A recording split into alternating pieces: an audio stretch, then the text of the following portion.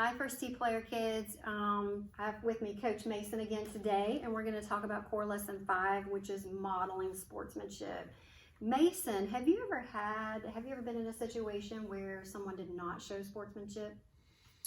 Thinking about it, I have. Very rarely, but there have been instances. I can think of one specifically. I wasn't playing golf, but I was actually playing soccer, and we beat this team pretty badly. It was a pretty high score, and they didn't score any goals. And then after the game, when everybody was shaking hands going through, there was one player that refused to shake anybody's hand and wouldn't say anything to anybody. So that was probably the biggest example that I can think of someone not demonstrating good sportsmanship. Yeah, so what is sportsmanship to you? And if you were to, give an ideal scenario of what that person should have said to you, like what would that have looked like? For me, ideally, sportsmanship is, following the rules and being respectful to the people you're playing with, no matter what, whether you're losing or you're winning.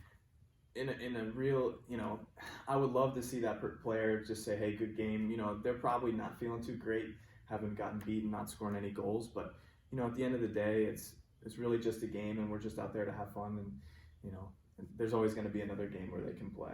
And I always like to think of it, even if you win and you're in the opposite situation, acting like you've been there before and that, being respectful of those players that you beat.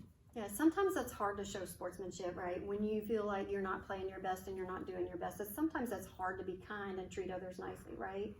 In your opinion, sportsmanship on the golf course, how would you apply what we've learned so far, like with respect and courtesy and responsibility? How would you tie that into sportsmanship? I think for me, sportsmanship on the golf course is, like you said, tying together all those other core values. One thing I can think of for sure is respect. Sportsmanship really comes down to respecting your opponents, and like you said, it can be hard to be that way, especially if you're not playing your best. And it definitely takes time to work on. It's not going to be something overnight, but definitely thinking that, at the end of the day, we still have to try to be respectful to those people that we're playing against, even if we're not playing well, and continuing to work on it and practice that, and eventually we'll be able to get it. Very good. Thank you so much, Coach Mason. There you go. Sportsmanship. See you guys next time.